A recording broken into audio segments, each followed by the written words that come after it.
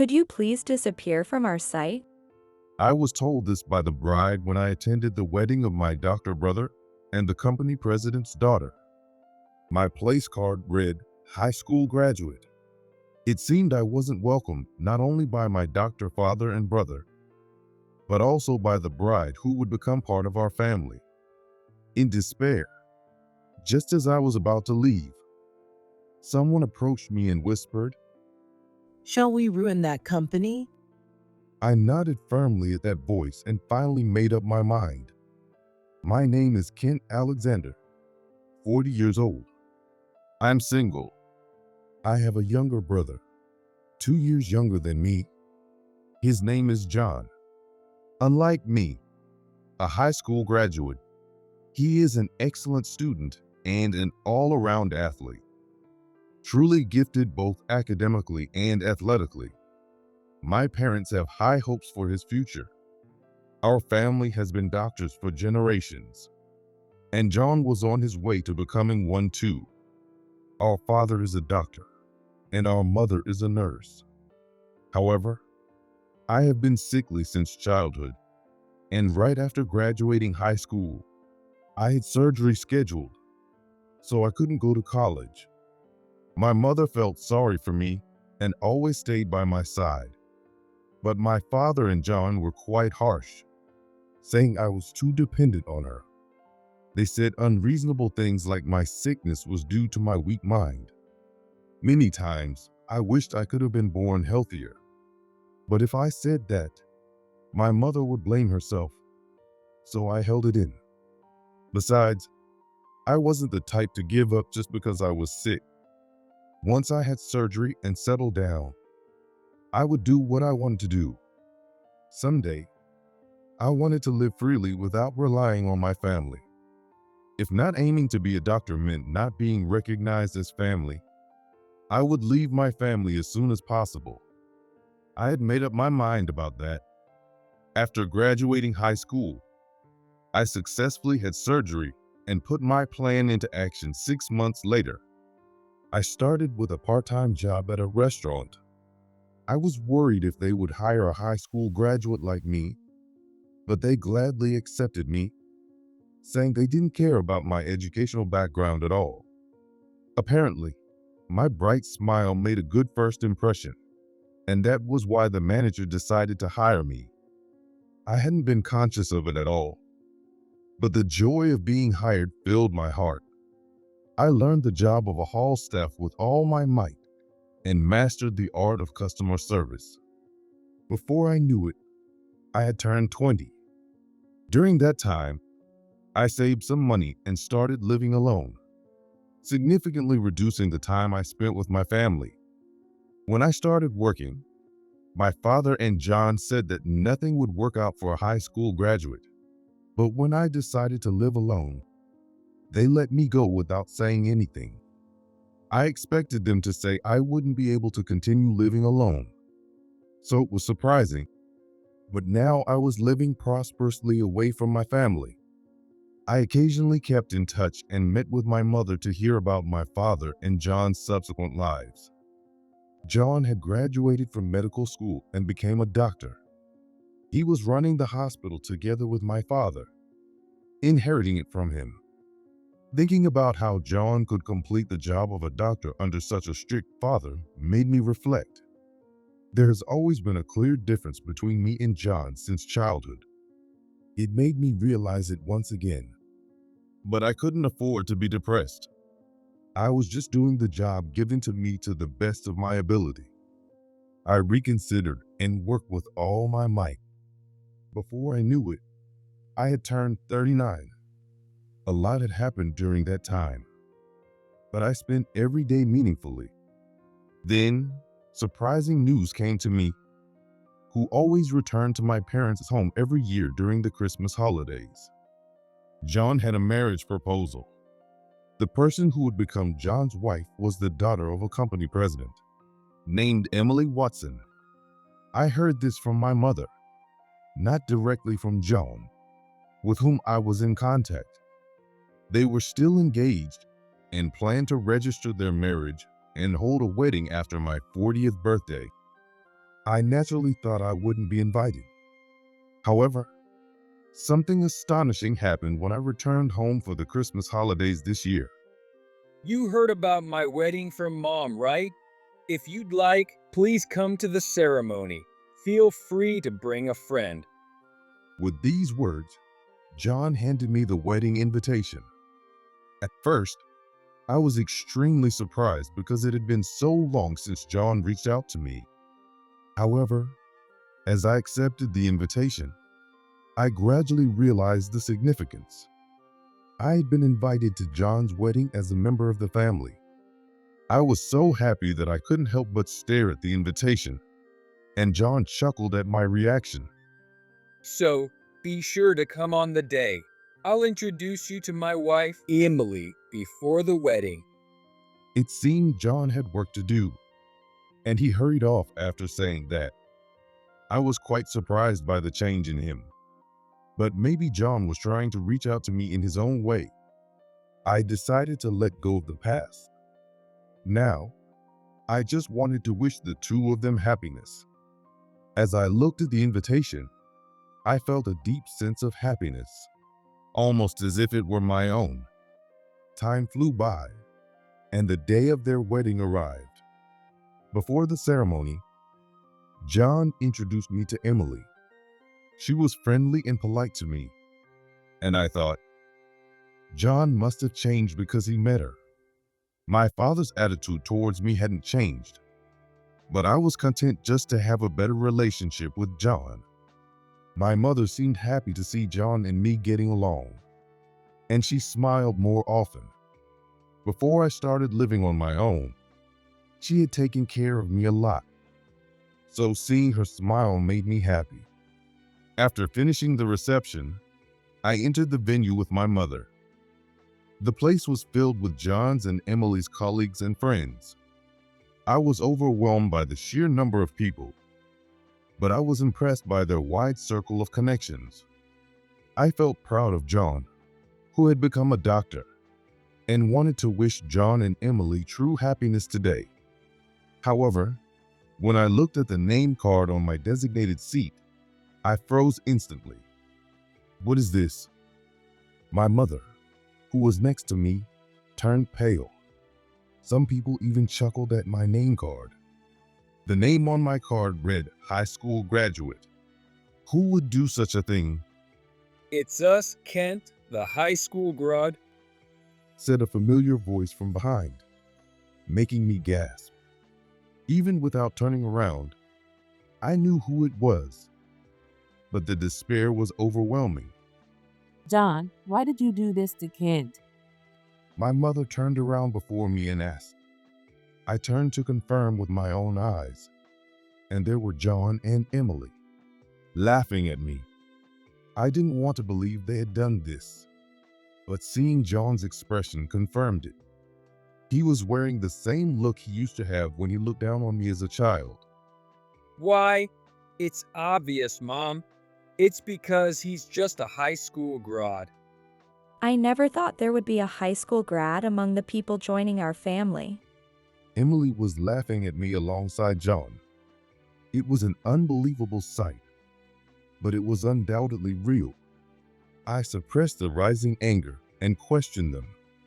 It's true that I'm a high school grad, but so what? Is being a high school grad such a bad thing? Of course it is. You're already a disgrace to our elite family, and now you're affecting my wife's family too. But even so, Emily loved me enough to go against her family's wishes. You should be grateful for her generosity. Apparently, Emily's family also disliked me for being a high school grad. When Emily's parents found out about me, they initially told her to give up on marrying John. But the bond between John and Emily was strong, and they didn't break up because of me. Emily's parents had no choice but to accept them, leading to this moment. We almost didn't get married because of you. So, Emily and I planned to make you pay. We pretended to forget the past and acted friendly with you, just to ruin you at our wedding. John's words caused a stir in the venue. From the way the story sounds, it makes me seem like the bad guy, almost as if I was the one who nearly tore the two of them apart. By the way, it was Emily who suggested the plan to bring you down. She's my proud wife who understands my feelings. We don't need a high school graduate in our elite family. So, Kent, I don't want you to ever think you can stand with us. Could you please disappear from our sight? Emily smiled at me with a grin that seemed almost audible, but her words were cutting. I was left speechless. However, I almost caused their wedding to be called off. I thought it might be best for their happiness if I complied. All right, I won't attend the ceremony, and I'll disappear from the family. I promise. Really?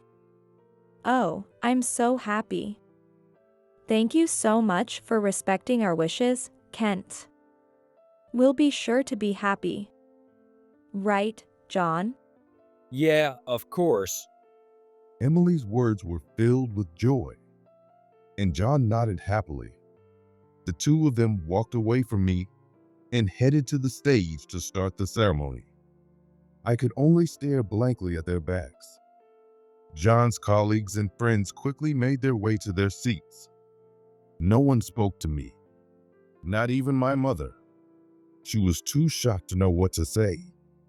In a situation like this, she probably doesn't know what to say to me. It was understandable. I sat down in despair. I never dreamed that John and Emily, who had been so open with me, actually hated me so much. But if I stayed here, John might eventually come over and angrily tell me to leave. I needed to get out before that happened. And just as I was about to leave, Shall we ruin that company? a voice came from behind me. I gasped at the sound. John had said I could bring a friend to the ceremony, but I didn't have friends because I was often sick and missed school. So I had asked my secretary, Michelle Thompson, to accompany me. I had forgotten in the shock of being betrayed by John and Emily, but I nodded firmly at her words.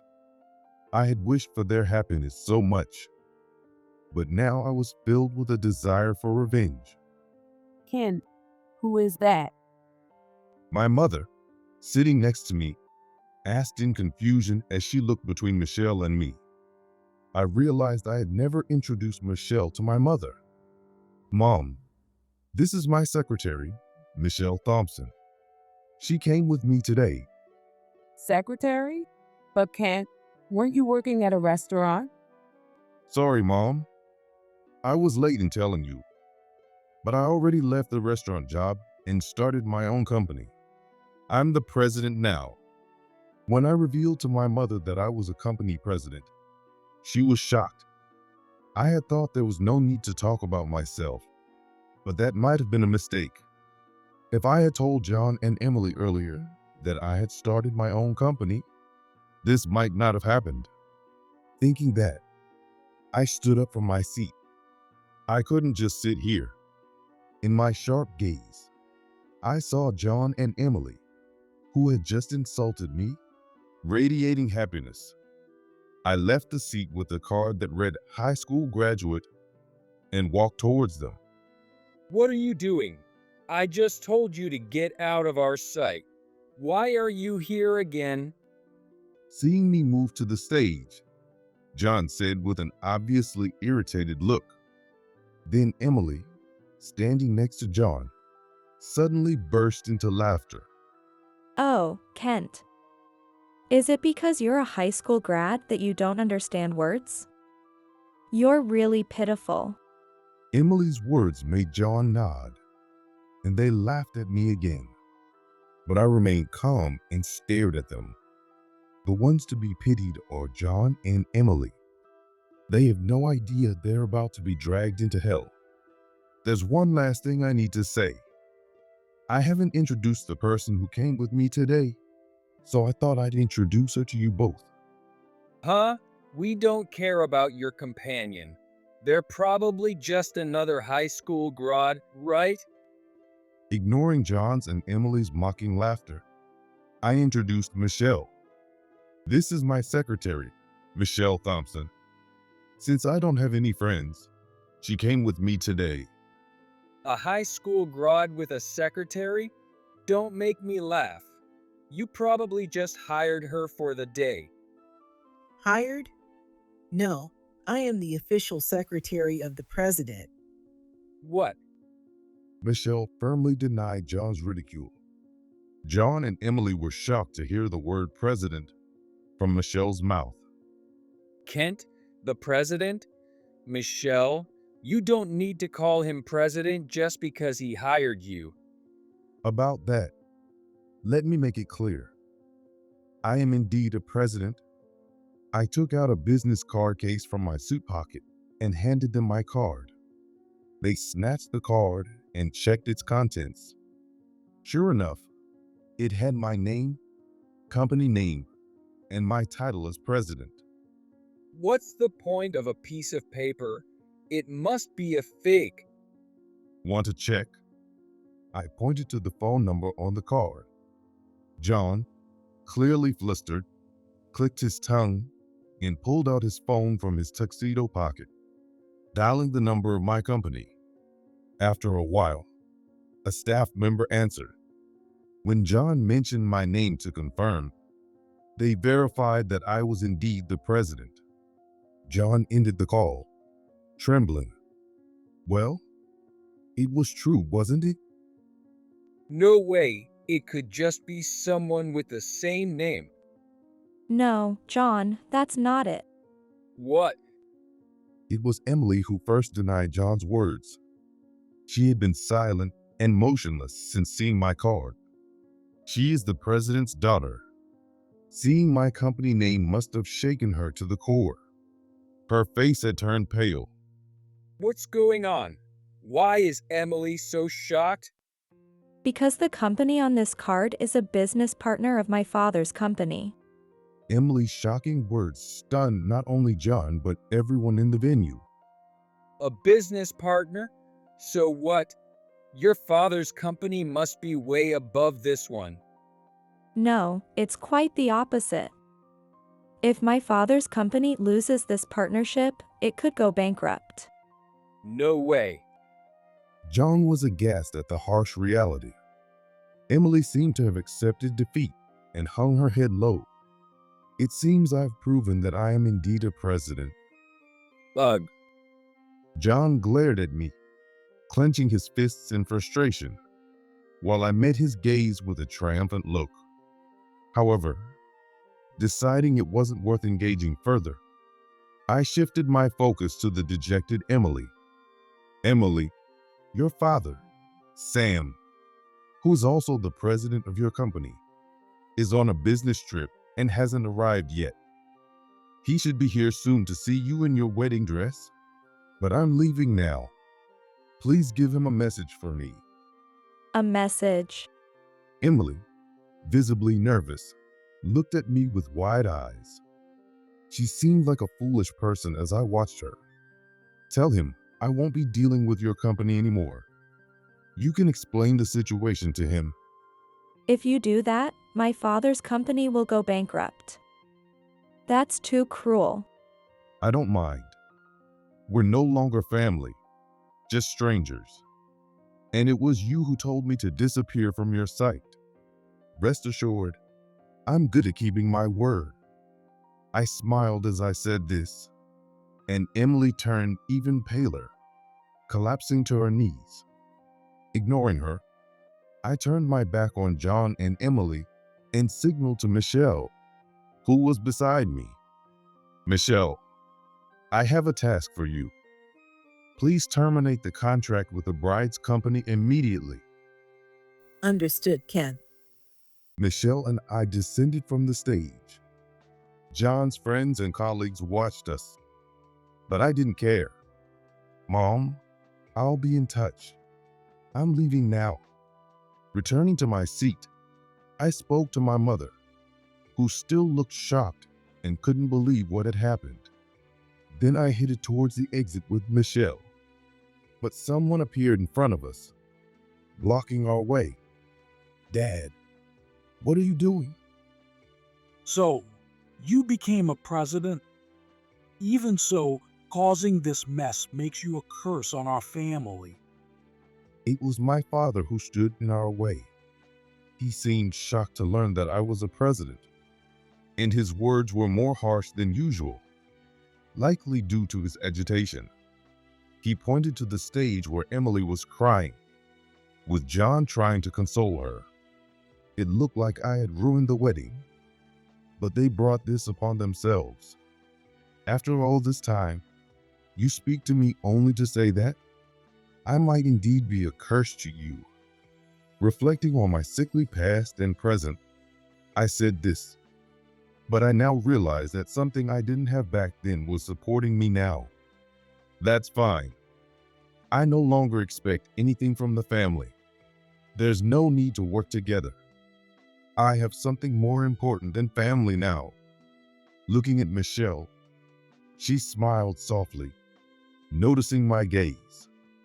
Yes, I had my company, my employees, and Michelle, my secretary, who helped manage everything.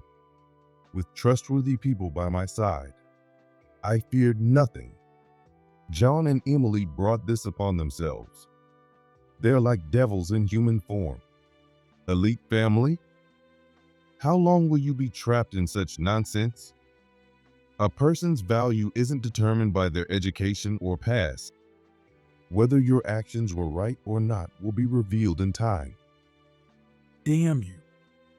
I brushed past my angry father and left the venue with Michelle. After walking for a while and completely exiting the venue, I suddenly stopped and sat down abruptly. Are you all right, Kent? Michelle noticed my sudden collapse and spoke to me with concern. She knew about my sickly past and family issues, likely thinking my interaction with my family had upset me. Sorry, I'm fine. The tension just suddenly released. I didn't expect you to be nervous, even though you were so composed earlier, Kent. She said, looking surprised. So I denied it. I am human, after all, and can get nervous too. Facing my father for the first time in a long while took courage. My hands were still trembling, but I felt relieved after saying what I needed to. Michelle, thank you for accompanying me today. I feel like I finally moved past my family issues. I'm glad I could help. Standing up, I thanked Michelle, and she smiled at me. Later, I received a call from my mother, telling me what happened after I left the venue. The wedding felt like a funeral. People questioned how the family didn't know the high school broad brother was actually a president, and some guests left in disgust. Emily continued crying, playing the tragic heroine. But when her father, Sam, arrived and heard the story, he was furious. He then ignored his daughter's wedding and repeatedly called my cell phone. However, I didn't answer any of his calls. Michelle handled the contract termination, leaving no need for me to get involved. She truly was a perfect secretary. The day after the wedding, John and Emily faced their comeuppance. John's behavior towards his brother at the wedding caused an uproar, and he was rumored to be extremely unethical within the hospital. No one wanted to associate with him, and my father was criticized for his lack of guidance, damaging the hospital's reputation. It was inevitable. Doctors are supposed to care for their patients. Yet, my father and John continued to harass me because of my high school education, even though I used to be sickly.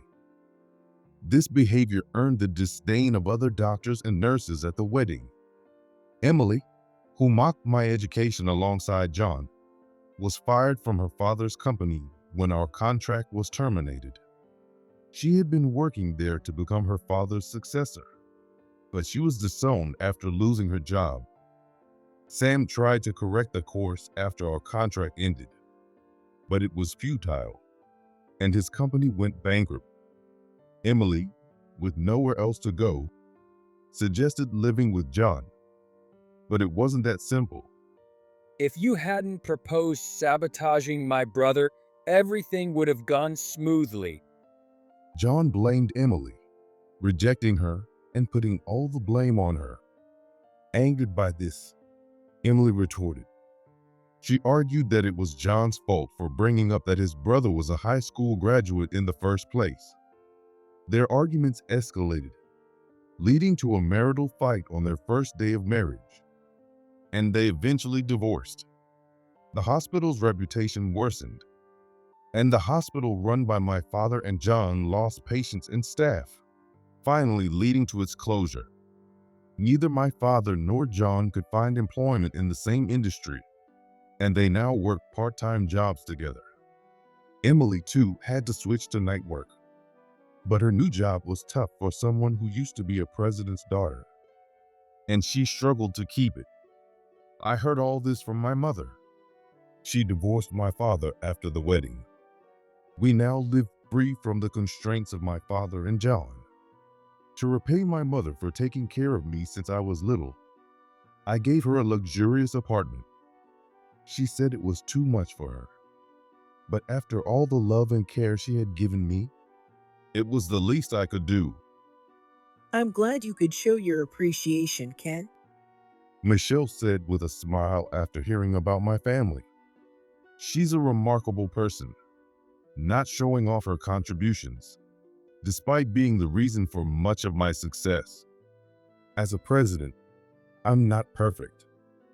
I swore to strive to be a better person and worker, following Michelle's example.